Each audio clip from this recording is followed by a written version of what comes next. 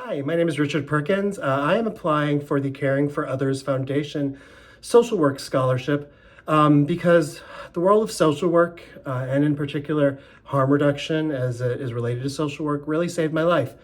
I came upon social work, completely by accident. I'm 46 years old, and I currently attend a master's program for social work at Adelphi University. But before that, I had a completely different career. I was in the world of interior design. I worked both here in New York and in London, both in interior design, furniture design, and production. But when I was living abroad in London, I fell upon some pretty hard times. I fell into addiction that was brought on, by loneliness, by living in a foreign country, not really having lots of close resources at my disposal. And after about 5 years living in London, I moved back to New York. I was lucky enough to have some friends who saw the emergency that I was in. They brought me back. But the journey here wasn't easy either. I came back to New York in 2017. My dependence on drugs at the time was still pretty extreme, unmanageable. And eventually I became unemployable, and I lost my home. So around 2019, after a stint in an inpatient rehabilitation facility, I became homeless, and I had to deal with the shelter system in New York City. It's through that I found navigating the systems of care in this city extremely complex, extremely difficult. It's only through the graces of an organization that I now work for, Housing Works, that I was able to find some of the grace and the compassion and the empathy that I needed to help me move forward. What happened was that through Housing Works, I was able to find sort of a modality that worked for me when it came to how I dealt with drugs. I had tried abstinence-based programming, but I always found them extremely restrictive in terms of the message they were giving. They were not steeped, in a strengths perspective. It was very much based on a medical disease model, but also based in morality. But through Housing Works, I found the grace, I found the patience, and eventually I wound up finding work within the field of harm reduction that really changed the trajectory of my life. As noted before, I currently work with Housing Works as a harm reduction specialist. Housing Works is one of the premier and founding organizations in New York City that helps individuals living with HIV/AIDS diagnoses. And since its original founding in around 1990, it has grown exponentially. The organization has about 1,000 employees, hundreds of volunteers. We have several clinics stretched across the city. We also have a clinic in Haiti.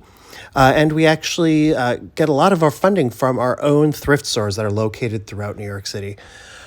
Especially salient to my experience is, the world of harm reduction, a world that, gave me no judgments, that really allowed me the growth to find my footing and to find my own motivation for change.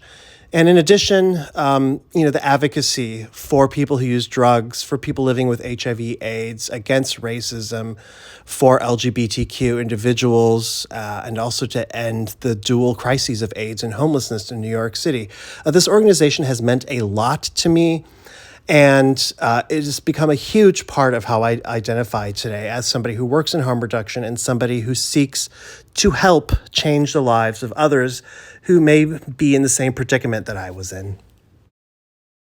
And going back to the advocacy part of my job, both as a future social worker, but also as somebody who has benefited from the very services I am providing, who has been helped by social workers, by harm reductionists, and also somebody who is a gay person, a person who uses drugs, and who's borne witness to the various intersectional oppressions people experience based on race, gender, citizenship status, drug use status, etc.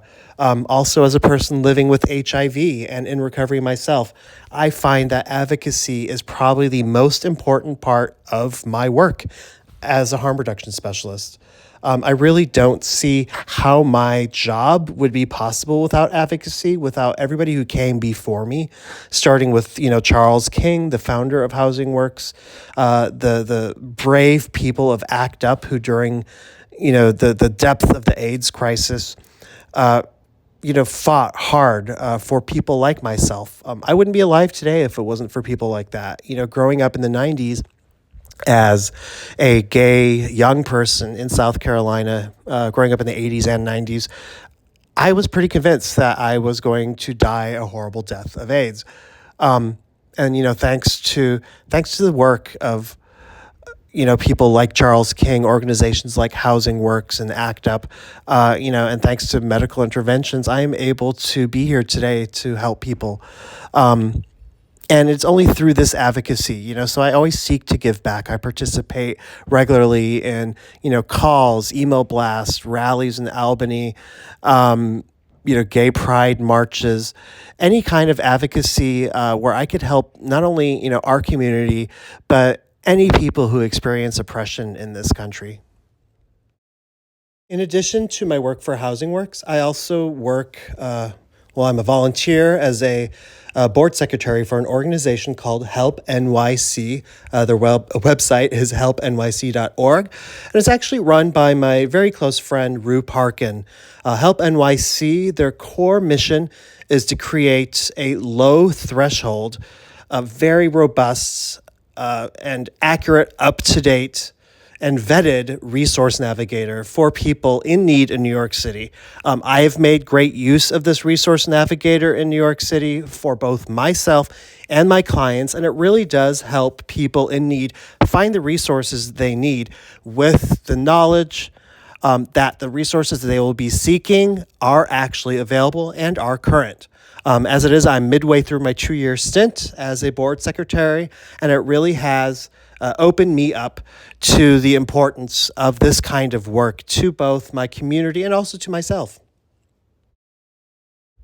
In addition, the past 6 months, I've also spent working with the Tobacco Harm Reduction Research Project. And what this project sought to do was to seek information about how harm reduction-based interventions for tobacco use, specifically medicated assisted treatment or the use of other nicotine replacement devices such as patches, lozenges, and especially e-cigarettes, how those are perceived and taken up by populations, vulnerable populations, specifically populations that seek mental health care services through nonprofit organizations. And I spent the past 6 months collecting, collating, synthesizing, and also analyzing the data. And we hope to come up with some really interesting information about the successes in tobacco replacement harm reduction and also where more work and research might be needed. This project was done in conjunction with the Tobacco Harm Reduction Research Project, Rose Research Center, as well as Professor Kevin McGurr from the University of California, San Francisco. Obtaining this scholarship would help me in numerous ways. As it is right now, I am working as a harm reduction specialist in a nonprofit. The income isn't the best. The job obviously is rewarding in so many more ways, as I've previously discussed. But what I'm coming up against, especially in this upcoming fall semester, is I'm pretty much maxing out my student loans. And I'm definitely going to need some help when it comes to financing, especially the textbooks that are required for my master's program. In addition, it would be a great honor for me, somebody who has had the ability to come back from the experiences that I've come back from and to now be pursuing a master's degree in social work in hopes of helping others to find the footing and the grace that I was able to receive. I would find that, an extremely huge honor and a mandate to continue the work that I'm doing, to continue helping others, and to stay within harm reduction and specifically nonprofit organizations. After graduation from Adelphi University, which is probably going to be around the fall of 2025, I've got a couple of options. I definitely want to continue working with Housing Works and for Housing Works in the capacity of a licensed clinical social worker. But also I have been considering potentially continuing forward with a PhD program. I have done, like I said, some research projects in the past, and I found them extremely rewarding, especially research around vulnerable populations. Specifically, I seek to serve and do work on a micro all the way up to a macro level for people who use drugs, and very specifically LGBTQ populations who use drugs, who may be experiencing homelessness, and any other myriad of intersectional identity markers that may be causing additional oppression, compounded oppression for these people.